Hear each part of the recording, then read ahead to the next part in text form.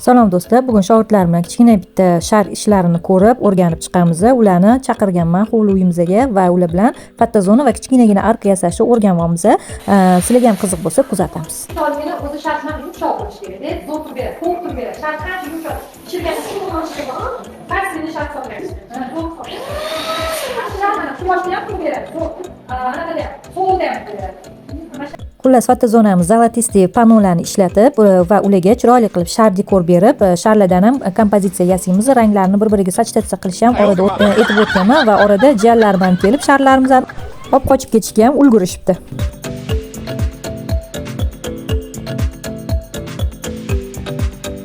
Shogirdlarim bilan kichkinagina arkani ko'ryapmiz. Bu yerda katta arka yasaganimiz yo'q. Har holda qo'lligi kelishligi kerak va bo'yligi yetsin deb kichkinagina arka yasab ko'rsatib berdik va yig'ilish usullarini ham o'rgandik. Mana ko'rib turibsizlar, shogirdlarimiz bilan ishlarimizni tugatdik. Pattazon va arka usulini ko'rib chiqdik, o'rgandik. Sizlarga ham shunaqa ishlar kerak bo'lsa, aloqaga chiqing.